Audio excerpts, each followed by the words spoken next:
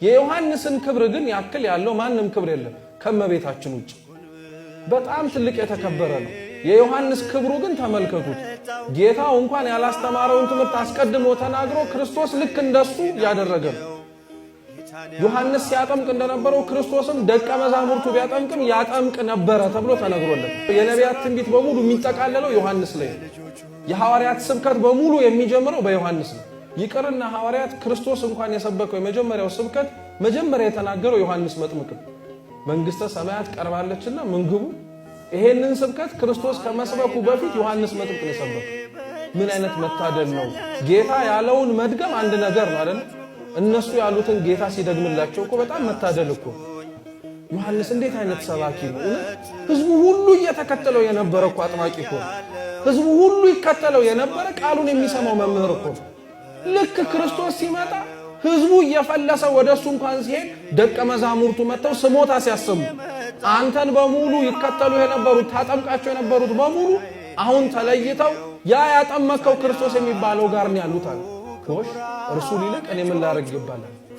ምን አይነት ሰው ነው! እኛ በክርስትና ህይወታችን እኮ ክርስቶስ እንዲያንስ እኛ ከፍ እንድልን የምንፈልግ። እግዚአብሔር አይርሳችሁ እንጂ ሰው ቢረሳችሁ ችግር የለም። እግዚአብሔር ግን ከወደቅንበት ሰው ካላየን ቦታ ቢደብቁን እግዚአብሔር ግን ያየናል በእውነቱ። እንደ ወደደን ትናንትና ዛሬም ፍቅር ነው እንደገና። እርሷ ይለወጥ እንደ ሰው ፍቅር ነው ወረት የሌለው ወረት የሌለ ወረት አዛኝ ድሆች አባት በሰማይ ሆነ በምድር የለም እንደ እግዚአብሔር።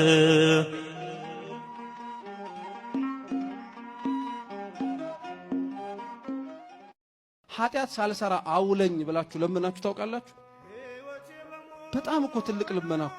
ያቺ ቀን ልንሞትባት የምንችልባት ዕለት ብትሆን እግዚአብሔር ፊት የሚያቆመን መልአክ ከየት አገኘኸው ምንስ ሲሰራ አመጣኸው ቢባል ኃጢአትን ላለመስራት እስከ ደም ጠብታ ሲታገል የዋለባት ቀን ናት ብሎ እኮ ልንማር የምንችልባት ይሆነ።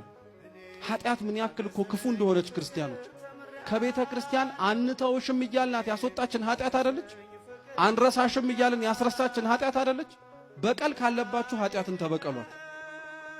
እልህ ካለባችሁ ኃጢአትን እልሃችሁን ተወጡባት ጽድቅ በመስራት። ለዛ ነው ክርስቶስ ስለ አንቀጸ ጸሎት ያስተማረበት የማቴዎስ ወንጌል ላይ ምን አለ መሰላችሁ? ጽድቁንና መንግስቱን ሹ ሌላው ይጨመርላችኋል አለ። እግዚአብሔር ስለ ሌላው ነገር አትለምኑኝ፣ ስለ ልብሳችሁ፣ ስለ መጠጣችሁ፣ ስለምትጫሙት ጫማ፣ ስለምታገቡት ነገር፣ ስለ ሁሉም ነገር አትለምኑኝ አላለም። እነሱን ከመጠየቃችሁ በፊት ግን እነዛን ነገሮች የምሰጣችሁ የዘላለም ሕይወትን እንድትወርሱ ስለሆነ እባካችሁ አስቀድማችሁ ጽድቄንና መንግስቴን እሹአል።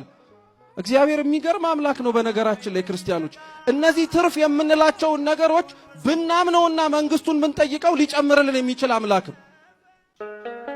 በአንድ ቅጽበት በደረሰባችሁ ስብራት ለምንድነው ሁሉ ጊዜ ተሰብራችሁ የምትኖሩት? አንዴ ነው የወደቃችሁ፣ አንዴ ነው የተሳሳታችሁት። ሁሉ ጊዜ ግን መነሳት አለ።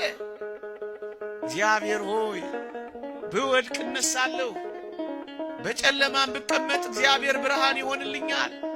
ጠላቴ ሆይ ደስ አይበልህ፣ ወደ ብርሃን ያወጣኛል፣ ጽድቅንም አያለሁ ነው የሚለው ክርስቲያን። ነብዩ ነው ይሄንን የተናገረው። ወጣቶች ዛሬ በሚሆነው ነገር ስራ አጣችሁ ሊሆን ይችላል። ትምህርት አልሳካ ብሎ ተዘግቶ ሊሆን ይችላል። የምወዳቸውን እንዴት እጦራለሁ ብላችሁ ጭርምት ኩርምት ብላችሁ እያላዘናችሁ እያለቀሳችሁም ሊሆን ይችላል። እኔ ያልጠቀስኩት ብዙ ፈተና ሊኖራችሁ ይችላል። ይሄ ማለት ግን የነገ ህይወታችሁ ነው ማለት ግን አይደለም። ይሄ ማለት ግን ለዘላለም የተቆረጠላችሁ ህይወት ነው ማለት ግን አይደለም። በዚህ ቅጽበት ይልቅ ወደ እግዚአብሔር ጸጋ፣ ይልቅ ወደ እግዚአብሔር ምስጢር ነው እንጂ መድረስ ያለባችሁ። ልሙት በቃ ለምን ትላላችሁ? ገና በልጅነታችሁ በጀመረው ነገር የበስተርጅና ዘመናችሁንም ለምን ታበላሻላችሁ? የነገር ፍጻሜ ሌላ ሊሆን ይችላል፣ ደግሞም ይሆናል ከእግዚአብሔር ጋር ከሆነ። የማይነጥፈው ደስታችን መድኃኔ ዓለም ነው። የልቡናችን ደስታ፣ የነፍሳችን ረሃብ፣ ጥጋባችን፣ የልቡናችን ዘውድ፣ የሰውነታችን ትምክት እርሱ ክርስቶስ ነው። ሁሉ ነገር ሁልጊዜ አያስደስትም። አንድ ቀን ቢያስደስት፣ ክርስቶስ ግን ሁልጊዜ ደስታችን ነው። በልብስ ልደሰት ብትል ልብስን ወይ ሰዎች ይወስዱታል፣ ወይም የተሻለ ልብስ አሰፍተው የሚመጡ ሰዎች ያስቀኑና በአንተ ልብስ መደሰት ታቆማል። በጤና ብትደሰት ሲያምህ ይከፋል። በመልክ ብትደሰት ስታረጅ ይከፋል። በሚስታችሁ ብትደሰቱ ስትሞት ይከፋችኋል። በባል ብትደሰቱ ሲሞት ይከፋል። ቅዱስ ጎርጎርዮስ እንደተናገረ በሀብት ብትደሰቱ ስታጡት ትከፋላችሁ። በሹመት ብትደሰቱ ስትሻሩ ይከፋችኋል። በክርስቶስ ብትደሰቱ ግን ማንም አይወስድባችሁ። እሱን ማን ይነጥቀናል? ሁሉ ይወሰዳል። የማይወሰድ ሀብት ክርስቶስ። ስለዚህ ቅዱስ ጳውሎስ ምን አለ? እላችኋለሁ በክርስቶስ ደስ ይበላችሁ። እላችኋለሁ በማን ደስ ይበላችሁ አለ? ደግሜ እላችኋለሁ በክርስቶስ ደስ ይበላችሁ። መከበር ከፈለክ እግዚአብሔርን ፍራ። ለክብርህ ጠበቃ አታቁም፣ አትከላከል። ዝም ብለህ እግዚአብሔርን ፍራ። እግዚአብሔር ራሱ ያከብርሃል፣ ከፍ ያደርግሃል። ሰዎች ጉድጓድ ቆፍረው ተራራውን ይናዱብህ፣ እግዚአብሔር ተራራው ጫፍ ላይ አቁሞ ከፍ ብለህ እንድትታይ ያደርጋል። እግዚአብሔር ይሄን ያደርጋል።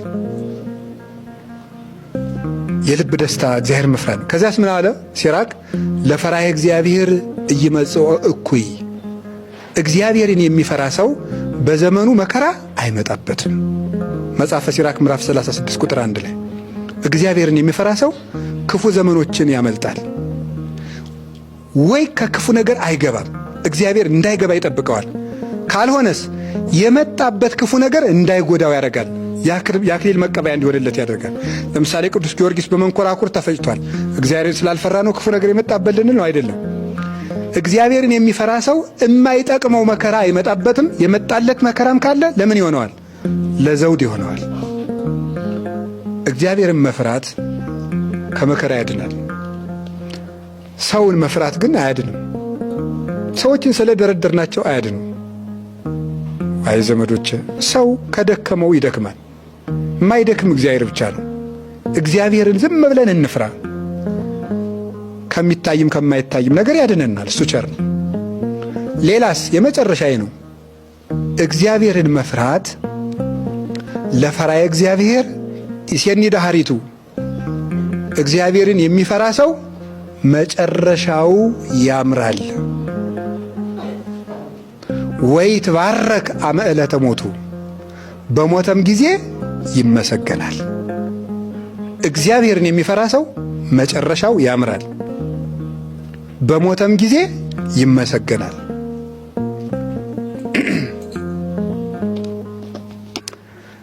እንደ ኢዮብ ይላል ተርጓሚያችን፣ እንደ ዳዊት ይላል። ኢዮብ እንደምታውቁት ነው። መጀመሪያ ምኑ አለቀበት? ሀብቱ። ቀጥሎ ምን አለቀበት? ልጆቹ።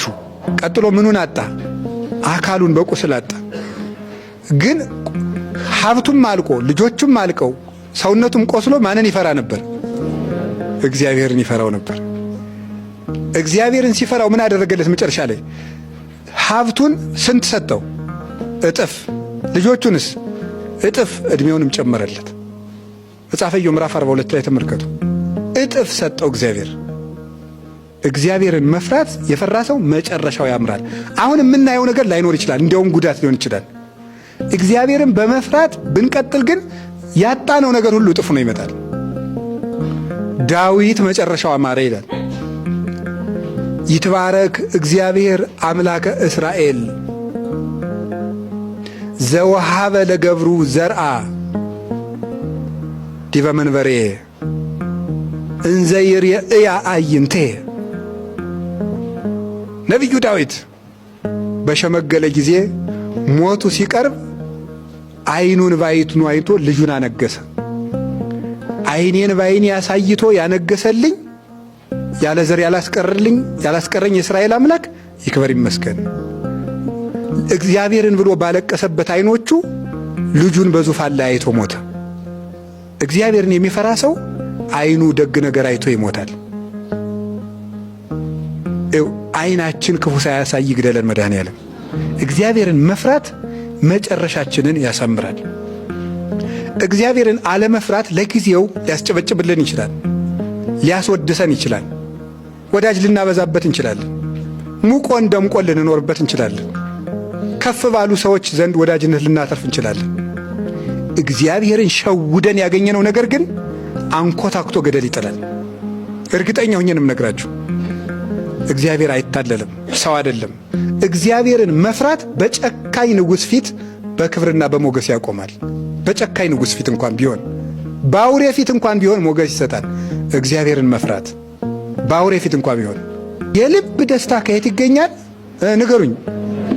እግዚአብሔርን ከመፍራት ይገኛል።